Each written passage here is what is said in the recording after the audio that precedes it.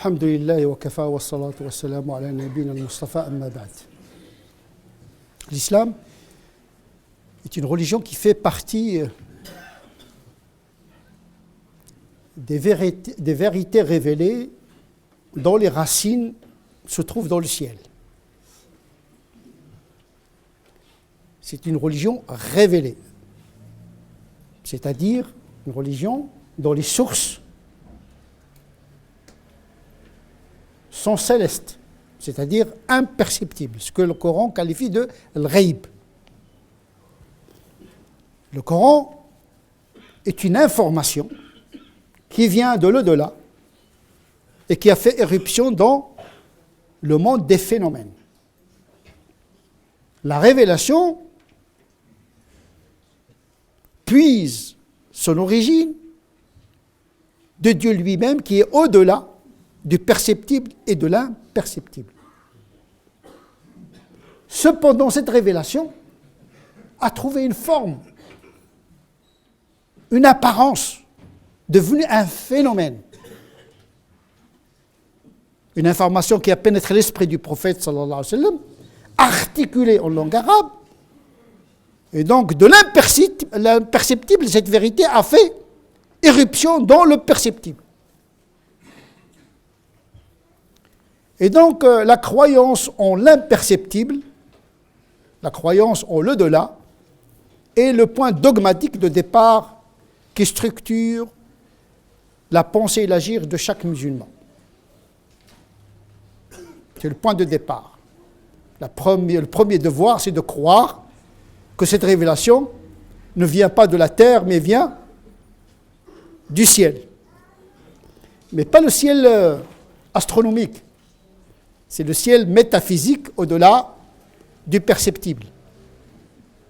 Quand le Coran parle de sama, ce n'est pas forcément une dimension de notre univers tel qu'elle est examinée par l'astrophysique. Le ciel, c'est une dimension de la création qui échappe aux équations astrophysiques. Et donc l'information qui nous guide, qui nous éclaire, vient de ce monde de l'ghaib. Et le premier devoir du croyant, c'est de croire justement en ce ghaib. Yu'minuna bil ghaib. Ils croient en l'imperceptible. Dieu, les anges, les livres qui viennent du ciel, les prophètes qui sont l'interface entre le ciel et la terre, parce que c'est par eux que cet imperceptible s'est introduit dans notre monde perceptible, et le jour du jugement dernier qui relève de... Donc l'essentiel des croyances repose sur la croyance en le monde imperceptible.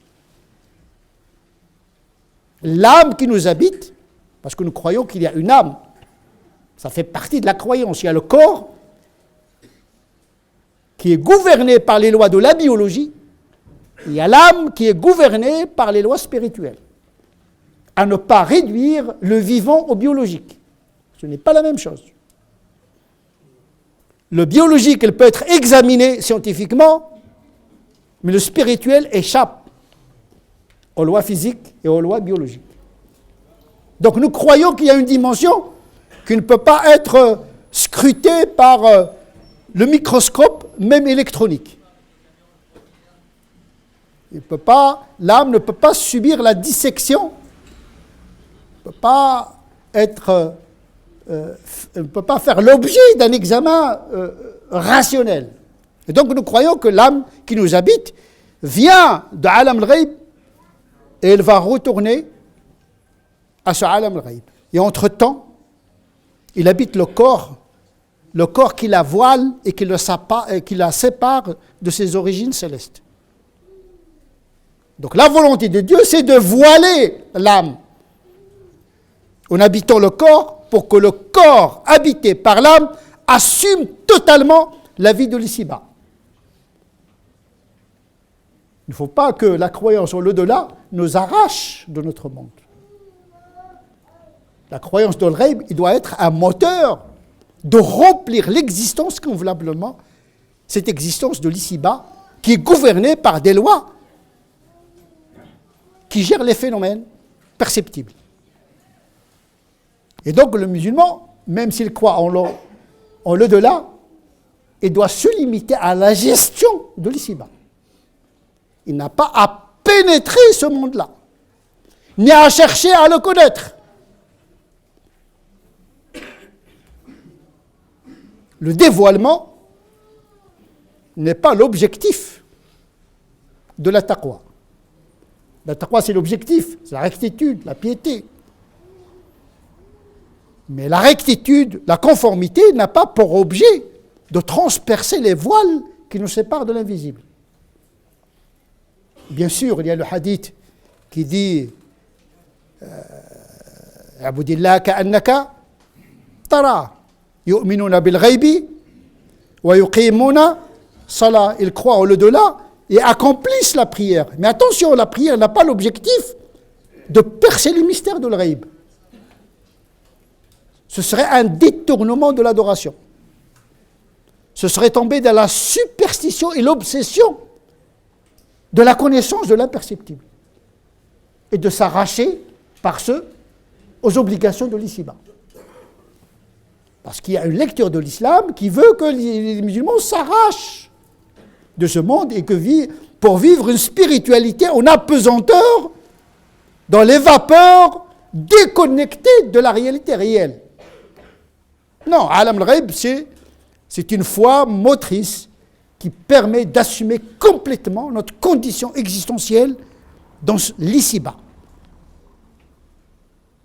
Il faut respecter l'ici-bas. Il ne faut pas l'insulter parce que c'est la création de Dieu.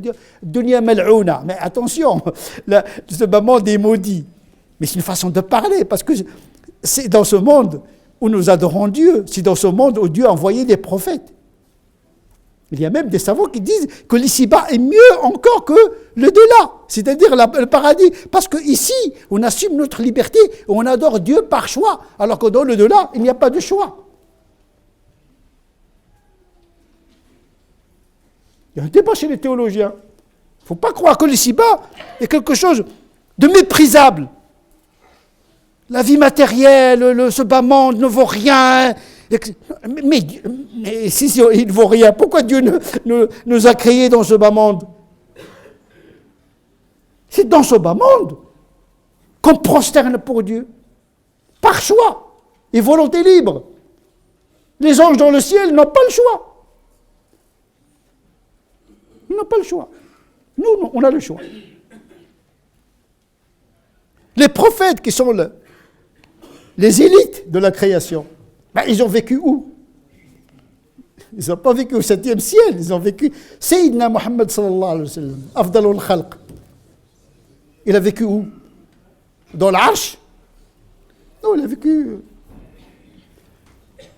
Cette terre, elle est sacrée, la terre. Parce que Dieu l'a créée. Il nous a mis là-dedans pour assumer notre existence. Pas pour fuir vers l'invisible et vivre dans un monde imaginaire et imaginé. La croyance, ce n'est pas la superstition. Ce n'est pas la magie. Il suffit que le musulman adhère de manière générale à ces dogmes pour pouvoir épuiser une ressource, pour pouvoir bâtir son existence dans l'ici-bas, dont dépend sa vie dans le delà. Ad-dunya mazra'atu l'akhira. Celui qui... On va cultiver quoi? Celui qui sème, récolte. Mais pour récolter dans le delà, il faut semer et construire et bâtir et irriguer les fruits et les arbres dans l'ici-bas. Par les actes, par les œuvres. Et ces œuvres s'accomplissent par le corps. Ce n'est pas par le mental. Ladina amanu wa amilu salihat. L'iman, c'est la foi, justement, en ce monde invisible, mais qui conduit à une action visible. Et donc la prière, le jeûne, les œuvres, ce sont les œuvres du corps. il y a une matérialisation de la spiritualité dans les œuvres qui sont apparentes, zahira. Adore Dieu comme si tu le voyais, comme si, parce que tu ne le verras jamais. Même Moïse, quand il a demandé à Dieu, fais-moi en sorte que je puisse te voir, Dieu lui a dit, innaka lan tarani.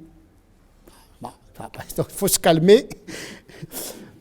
Tu ne me verras jamais. Même dans le delà, on ne verra que partiellement parce que ce n'est pas possible de cerner. Notre grandeur, c'est notre conscience que nous sommes petits. C'est ça la grandeur de l'homme, c'est sa conscience de sa petitesse, de sa fragilité, de sa vulnérabilité. Et c'est ça qui fait la grandeur de l'être humain. Il est conscient de sa vulnérabilité, de sa petitesse, ce qu'on appelle la doctignorance. Plus vous savez que vous ne savez rien. Une ignorance cultivée par le savoir. Parce que le savant, il connaît l'ignorance, mais l'ignorance ne connaît pas l'ignorance. L'ignorant n'ignore pas ce qu'il ignore, et ignore ce qu'il ignore. Mais le savant, il est passé par l'ignorance. Et celui qui sait l'ignorance, il sait que ce qui l'attend, c'est encore beaucoup de champs d'ignorance. C'est le ghaib. Plus on progresse dans le ghaib, ce qui n'est pas perceptible à notre raison, plus on avance, plus on découvre qu'on ne connaît rien. Donc atteindre la connaissance au-delà du possible est impossible. Ya'budillah ka'annaka tara. Adore Dieu comme si tu le voyais. C'est-à-dire, aie la sensation que Dieu est avec toi. Wallahu ma'akum. Ça, c'est de la croyance. Tu sais que Dieu est avec toi. Ça te suffit. Comme disait l'autre, la rufi al-hijab mazdadtu yaqinan. Si le voile s'enlève, eh bien, ma certitude en Dieu n'augmentera pas. Je suis déjà avec Dieu. Le voir avec les yeux ou pas, je le vis. Il me remplit.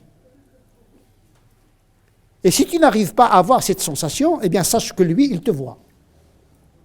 C'est pour cette raison que beaucoup de gnostiques, beaucoup de mystiques, beaucoup de sophies, beaucoup de maîtres spirituels n'exigent pas le dévoilement comme une étape obligatoire dans le cheminement spirituel. Il peut arriver aux croyants des fulgurances mystiques, des lumières qui jaillissent dans son cœur et qui lui éclairent des zones de l'invisible. Mais ça ne le concerne que lui. Ça ne concerne que son expérience personnelle. Encore faudrait-il qu'il discerne le ghaib négatif et le ghaib positif, parce que le ghaib est habité par le diable également.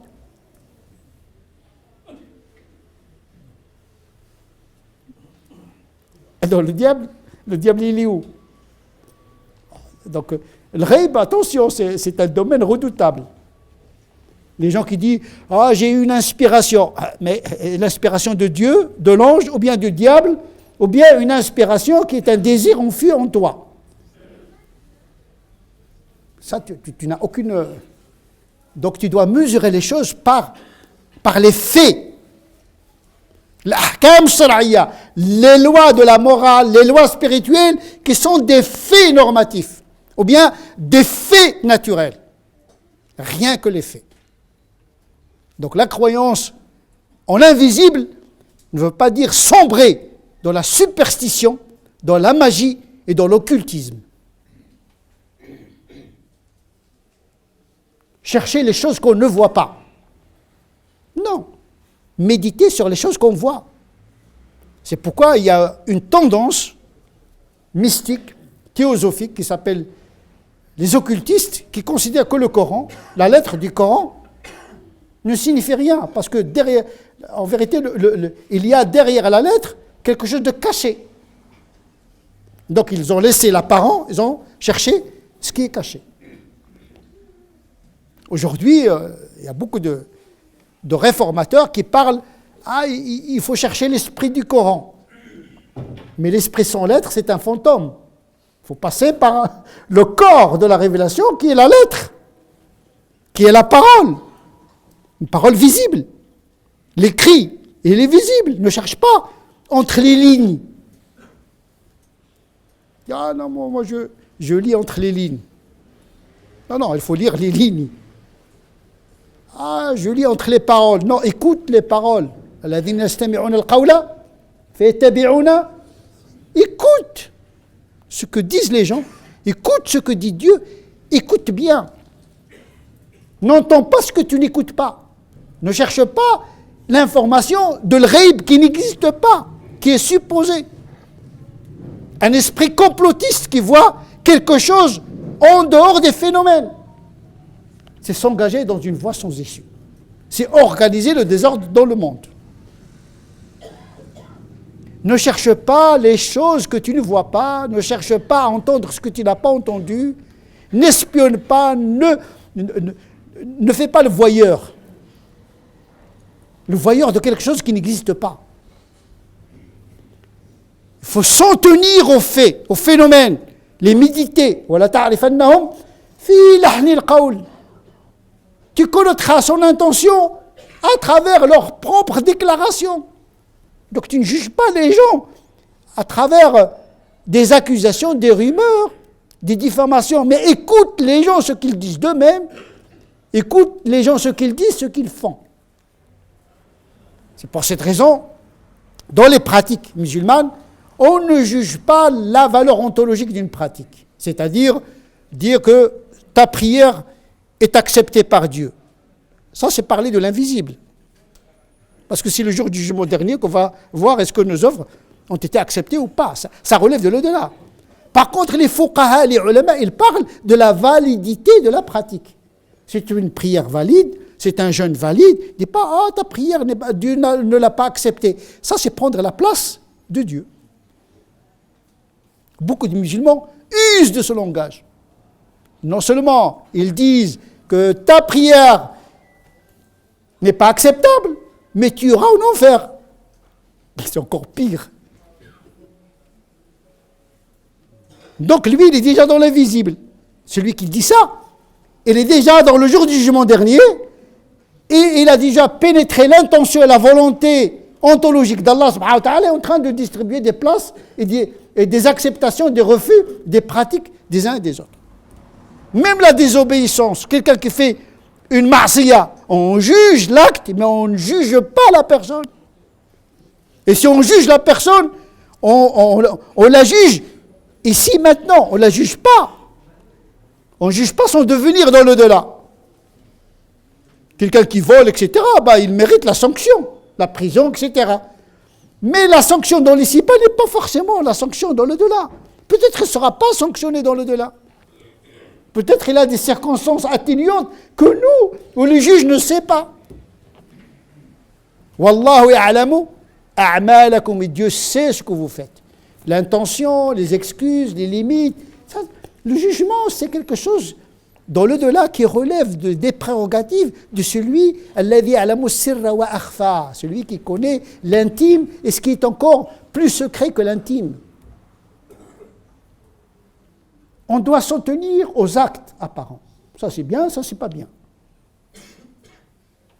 Il ne faut jamais désigner les personnes quant à leur devenir dans l'au-delà. Celui-là va aller au paradis, celui-là va aller en enfer. Ça c'est se risquer soi-même.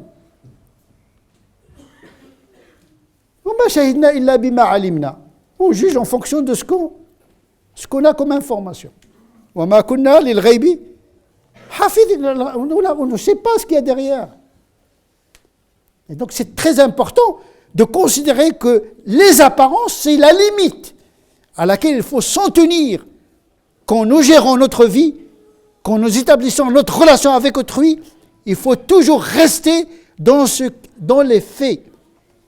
Sinon, on va entrer dans un processus d'aliénation, d'obsession et de folie.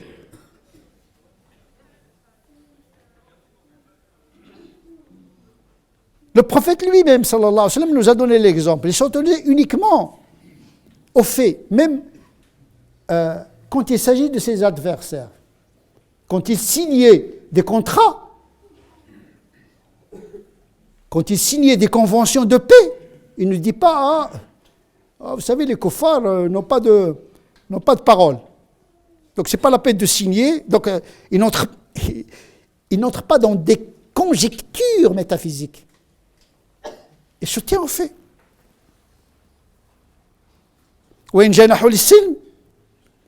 Si elle te propose la paix, signe-la. Et s'ils veulent te trahir, eh bien, Dieu te suffit.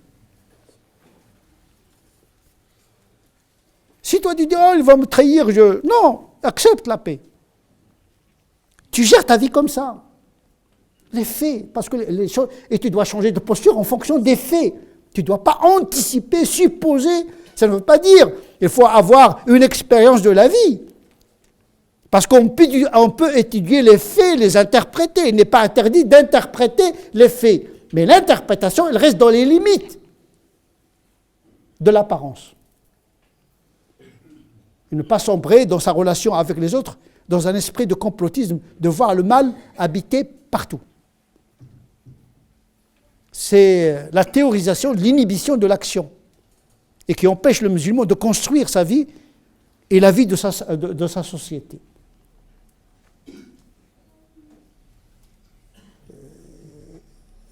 Malheureusement, le passage de shahada al-ghaib, de al-ghaib al-shahada, chez beaucoup de musulmans, est un passage confusionnel.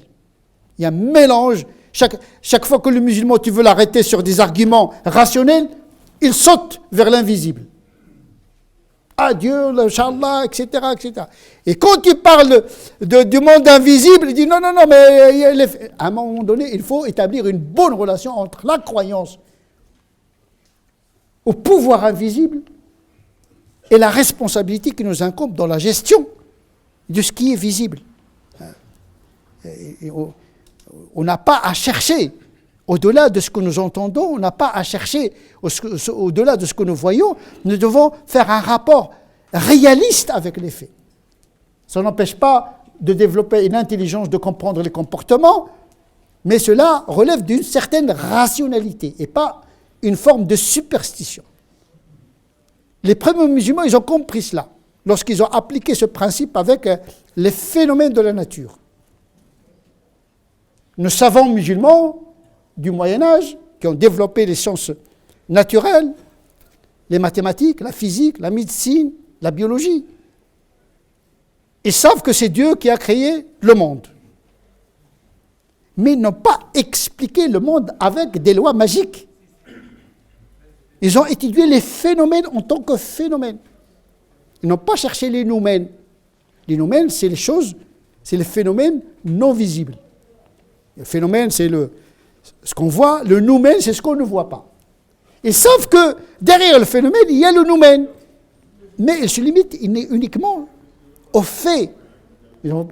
C'est pour cette raison qu'ils ont développé les sciences. Ils n'ont pas expliqué les phénomènes par des forces occultes. Ils savent que c'est Dieu qui gère le monde, mais à travers des lois, à travers des phénomènes. Étudions les phénomènes. Restons au niveau des faits.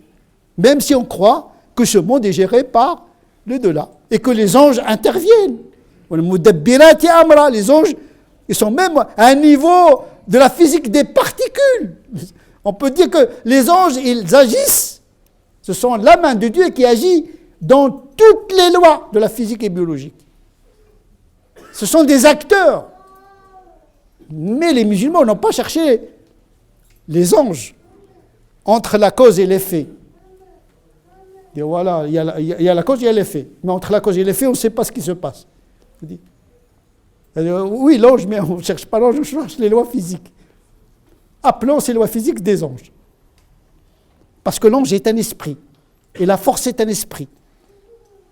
Et donc, les musulmans ont développé cette vision, tout en croyant fortement qu'il y a un monde imperceptible, il y a Dieu, il y a le jour du jugement, etc.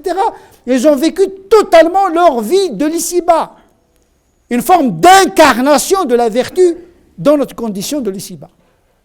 نسأل الله عز وجل أن يجعلنا من الذين يستمعون القول فيتبعون أحسنه، أولئك الذين هداهم الله، أولئك هم أولو الألباب. اللهم اهدنا فيمن هديت، وعافنا فيمن عافيت، وتولنا فيمن توليت، وبارك لنا فيما أعطيت. اللهم صل على محمد وعلى آل محمد كما صليت على إبراهيم وعلى آل إبراهيم، وبارك على محمد وعلى آل محمد كما باركت على إبراهيم وعلى آل إبراهيم في العالمين إنك حميد مجيد. سبحان ربك رب العزة عما يصفون، وسلام على المرسلين، والحمد لله رب العالمين.